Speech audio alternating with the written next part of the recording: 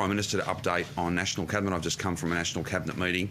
But what I wanted to discuss today is part of our unique partnership with the Australian Defence Force, a long-standing partnership, one that has seen until the last couple of weeks about 350 members of the ADF on the ground. That's been bolstered. It's now in excess of 1,400, and we're very grateful to all of those staff. In my discussions with Commodore Hill and others, they are absolutely doing fantastic work for us. They're well and truly integrated to both enable, assist and advise, and it's a really important contribution. There are many others as well, whether it be from other Victorian government agencies or Commonwealth public servants that are playing an equally important part. But I wanted to focus on one particular issue today, where we are deploying ADF personnel in an innovative and a unique way. So today's case is 300 cases. Each of those people, attempts will be made to contact those within the next 24 hours. Many of them will be contacted much sooner than that, but the aim is to have every single one of them contacted within 24 hours. That's not always possible, principally because some people won't answer the phone, some people, a much smaller number, may answer the phone but are not particularly interested in making a time to sit down and go through that that longer process to be interviewed about all their close contacts. That's about the number of people that we can't contact. And again, we're not making judgments about those people.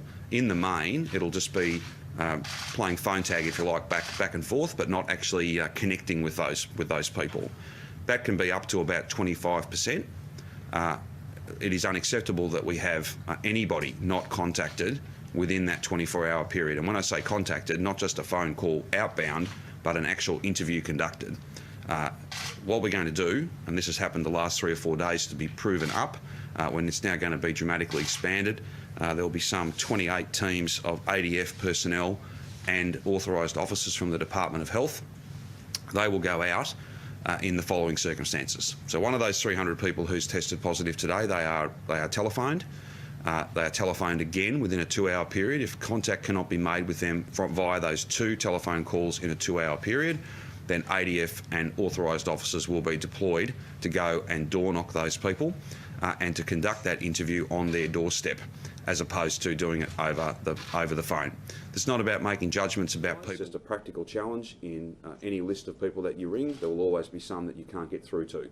This is about going that extra step to make sure that we can not just call, but we can connect and have that meaningful interaction, get that interview done, and then begin the process of tracing contacts. It goes without saying, though, if you were door knocked and you were not found at home, then you are in breach of the orders because you are a positive case and you should be at home. So that would almost certainly lead to you being fined. So that's not the purpose of this, but if ADF and authorised officers, so Victorian public health staff, visit you and you're not at home, they'll continue to keep visiting you, but you'll have some very clear explaining to do as to why you are not at home, isolated, as you should be, because you have tested positive. This is a really important feature of our partnership. It does mean that members of the Victorian community, particularly across Metro Melbourne and Mitchell Shire, will see more and more members of the ADF moving around doing this important work. It is a very important task. It's not about commenting on what might be driving some of those people to be harder to get than others, but ultimately this will mean that each 24-hour period we will have gone taken those extra steps, made that extra effort in order to make sure that we are contacting each and every one of those positive cases. On today's numbers, I think it's best that we simply note that number is a lower number than it was yesterday. But again, no one should be, I think, moving towards trying to provide definitive commentary that we've turned corners or we're at a peak or any of that. Ultimately, it's in our hands, all of us. If we follow the rules, if we do the right thing, if we make the powerful contributions, large and small, there's often very simple things can make a big difference to the spread of this virus. I'm encouraged to see so many people across Melbourne wearing masks. I want to thank you for that. I know it's not always easy, but it is a really important way. The medical advice tells us we're at a different phase than we were the first time. These circumstances are different, and masks can play and are playing a really big part in slowing this down. I want to thank all those who are coming forward and getting tested. I want to thank all of those who are following the rules and only going out of their home for those 4 permitted reasons when they need to, and only for the things they need. People are making many sacrifices. I'm grateful to all of you, deeply grateful. To those who aren't doing the right thing, well, Victoria Police are out there. They're working very hard. They are fining people. They don't take any joy out of that, but these are very high stakes, and it's very important that we have people following these rules. Can I just go back to a point I made yesterday before I asked Lisa to speak about some of the enforcement issues, and Deputy Commissioner Nugent's here as well, who can speak to some of the more police, some of the ops that Victoria Police have been involved in. Yesterday I made the point, and I'll make it again, whether it's to avoid a fine, whether it's to protect yourself or a loved one, or whether it's to get to the other side of this quicker, and many other motivations, but if they're just the 3 that are front of mind, choose any one of those. Do the right thing, follow the rules. That will mean you don't get fined. It'll mean we get out of this faster, and it'll mean that less people die. That is a pretty simple way of putting this. Everyone's got a stake in this. Everyone will benefit from us getting to the other side of this quicker, and on that basis, we're deeply grateful to those who are doing the right thing, and we are particularly focused on those who aren't. And I'd ask them to do better, to change some of the decisions they're making. But again, let's not detract from the fact that the vast majority of Victorians are making really significant sacrifice and a big contribution to us seeing much better numbers. How that pans out over the space of the next 4 weeks, well, we'll have to see that data unfold, the real data. But what we do know for a fact is that if we'd not gone to these stage 3 stay-at-home restrictions, we would not be reporting 300 cases per day. We would be reporting thousands of cases per day.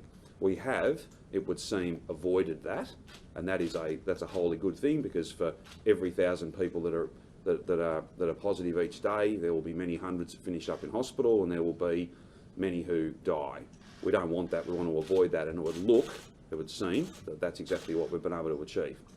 Some even relative, and I emphasise the word relative stability to these numbers is better than the alternative, that doubling and doubling again in the space of just a couple of days.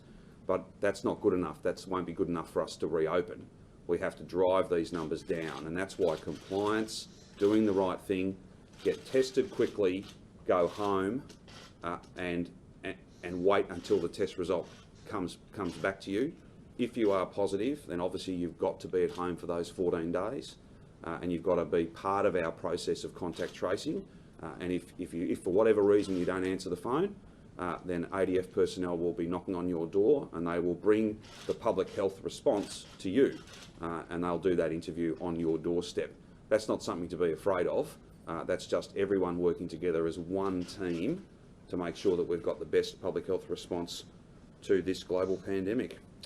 I now might ask Lisa just to talk about enforcement, but before I do, let's not in any way diminish the work that people are doing right across the state, whether it be members of our public health team, Victoria Police, ADF, Commonwealth Public Servants, AMBOs, a long list of people who are doing enormous amounts of work. They're working very efficiently, they're working hard, and they can't do it on their own though. They need each of us across the community to play our part, large and small. That is how we will get to the other side of this quicker. That is how you will avoid a fine. That is how you will protect the vulnerable, indeed every member of every family, because this is not just a disease of the frail-aged. This virus can cause tragedy in otherwise healthy people of all ages. That's what the international evidence shows us, and that should be, between all of those things, that should be motivation enough for all of us just to stick together, look out for each other, and do the right thing. I'll now ask Lisa to talk about some enforcement activity. Thank you, Premier, and good morning, everyone. So we know that most people are doing the right thing. Victoria Police members will tell us that most Victorians are following the rules, and I want to thank them because they're making a difference. But we do still have people out there who have decided, whether because they don't care or because they think others can do the heavy lifting for them, that they continue to flout the rules. That's unacceptable, and that's what Victoria Police is out there in large numbers doing. We need everyone. As the Premier said, we need everyone.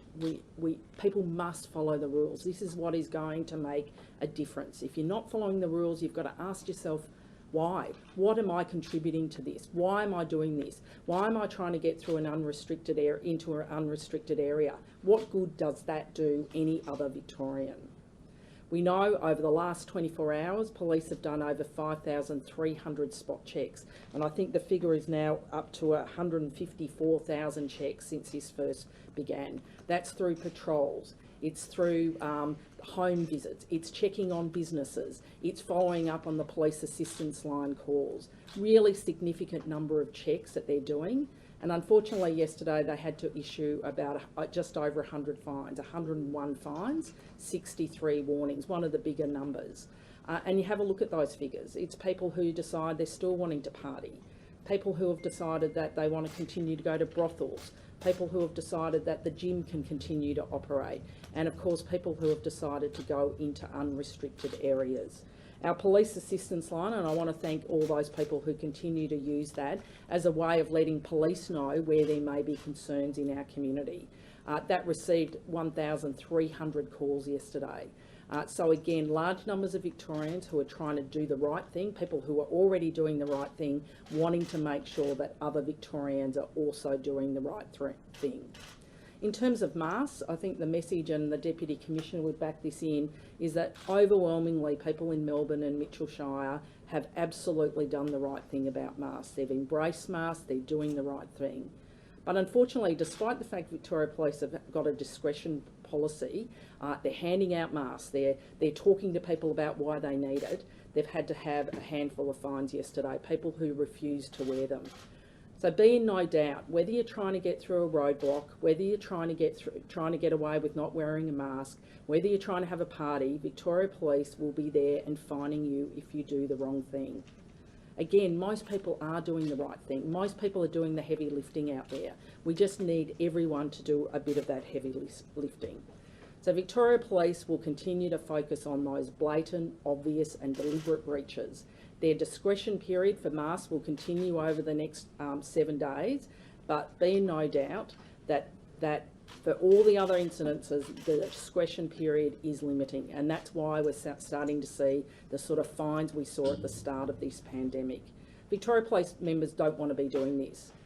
For anyone out there who decides that they can try and test the rules, or they want to test Victoria Police, or they want to try and encourage other people to breach the rules, that does nothing for Victorians, but be in no doubt Victoria Police will continue to enforce these rules as we go forward. And I want to thank each and every member of Victoria Police who are out there doing this. And I also want to thank now the members of the Australian Defence Force.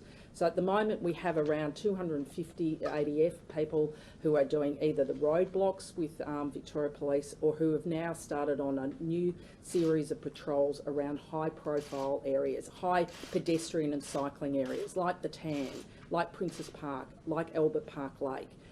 And they'll continue to work and walk with Victoria Police to help us enforce these laws. Again, they're there to provide reassurance, but if people are obviously breaching these rules, they'll also be there to fine people. So can I thank the ADF, and they'll continue to grow in numbers in supporting Victoria Police doing this very important role. So again, just do the right thing. Ask yourself, do you really need to do it? And if you do the right thing, you won't need to get a fine, and you'll help all us get on top of the spread of this virus. Any questions?